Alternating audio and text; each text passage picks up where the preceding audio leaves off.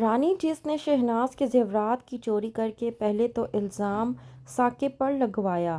تاکہ وہ ان سب لوگوں کو اپنی پھوپھو کے گھر سے باہر نکال سکے، کیونکہ اس کی والدہ ذکیہ کے کہنے کے مطابق اگر اس نے ثاقب سے شادی کر بھی لی اور وہ شہناز کے گھر پر چلی بھی گئی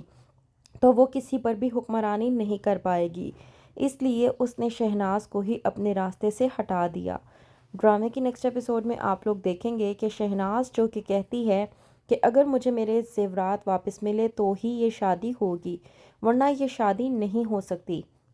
ارحم جو کہ اپنی والدہ شہناز کو لاکھ سمجھانے کی کوشش کرتا ہے اور کہتا ہے کہ ثاقب میرا بھائی ہے، میں بہت اچھے طریقے سے اسے جانتا ہوں، میں مان ہی نہیں سکتا کہ وہ ایسا کوئی کام کر سکتا ہے۔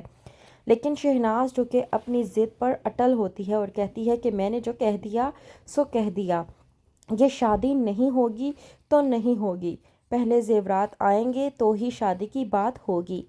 ارحم کو کہتی ہے شہناز کہ تمہیں فکر کرنے کی ضرورت نہیں ہے، ردا چلی گئی تو پھر کیا ہوا، میں تمہارے لیے ردا سے اچھی لائق فائق خوبصورت اور زیادہ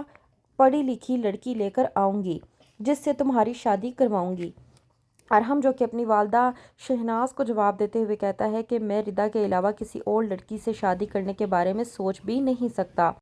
وہیں پر رانی ثاقب ردا فضا کو اکسا کر اپنے ساتھ شہناز کے گھر سے لے جاتی ہے، یہ کہہ کر کہ جس گھر میں تم لوگوں کی عزت نہیں ہے اس گھر میں تم لوگوں کا رہنا بنتا ہی نہیں ہے۔ رانی ردا سے کہتی ہے کہ تمہاری پھوپھو نے تمہارے بھائی پر چوری کا الزام لگایا ہے، تم خود سوچو تمہارا بھائی تمہارے زیورات پر کس طرح سے نظر رکھ سکتا تھا، ایسا کبھی نہیں ہو سکتا۔ اور تم خود مجھے ایک بات بتاؤ، جہاں تمہارے بھائی کی عزت نہیں ہے وہاں شادی کے بعد تمہاری عزت کیا ہوگی؟ رانی کی باتوں میں آ کر ردا اور فضا اپنی والدہ سے بات کرتے ہیں اور وہ لوگ وہاں سے چلے جاتے ہیں کہ ہو جاتی ہے طاہرہ کی اچانک سے طبیعت خراب، وہ یہ سب کچھ برداشت نہیں کر پاتی۔ طاہرہ کو لے کر فضا اور ثاقب ہاسپٹل میں جاتے ہیں۔ کہتی ہے فضا اپنے بھائی ثاقب کو کہ مجھے بہت زیادہ حیرانگی ہو رہی ہے،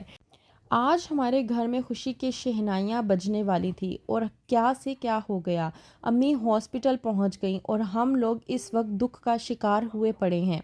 آتی ہے رانی اور ثاقب کو تسلی دینے کی کوشش کرتی ہے، کہتی ہے کہ آپ کو فکر کرنے کی ضرورت نہیں ہے، مجھے آپ پر پورا بھروسہ ہے کہ آپ ایسا کوئی کام کر ہی نہیں سکتے۔ ثاقب جو کہ پوری طرح سے رانی کی باتوں میں آ کر رانی سے کہتا ہے کہ ایک تم ہی تو ہو جو میری باتوں کو سمجھ رہی ہو، تم نے کل بھی میرا ساتھ دیا تھا اور آج بھی میرا ساتھ دے رہی ہو، میں تمہارا احسان مند ہوں، مجھے تو سمجھ نہیں آ رہی کہ میں تمہارا احسان کس طرح سے اتاروں گا۔ رانی جو کہ ثاقب کو اپنی باتوں میں لینے کی کوشش کرتی ہے، یہ ظاہر کرنے کی کوشش کرتی ہے کہ وہ اسے بہت اچھے طریقے سے جانتی ہے کہ وہ کوئی ایسا کام کر ہی نہیں سکتا، جبکہ ثاقب اس بات سے انجان ہے کہ وہ تمام جیولری کسی اور نے نہیں بلکہ رانی نے ہی چرائی تھی تاکہ وہ اپنے مقصد میں کامیاب ہو سکے۔ وہیں پر شہناز بلواتی ہے ذکیہ کو اپنے پاس اور کہتی ہے کہ میں بہت زیادہ پریشان ہوں، مجھے کچھ بھی سمجھ نہیں آ رہی۔ ذکیہ شہناز سے کہتی ہے کہ تمہیں پریشان ہونے کی ضرورت نہیں ہے، بتاؤ میں تمہارے لیے کیا کر سکتی ہوں۔ وہیں پر شہناز ذکیہ کو یہ کہہ بیٹھتی ہے کہ میں چاہتی ہوں کہ میں اپنے ارحم بیٹے کی شادی کر لوں اور اس کے لیے میں تمہیں کہہ رہی ہوں کہ تم اپنی بیٹی رانی کو میرے بیٹے کی بیوی اور میرے گھر کی بہو بنا دو۔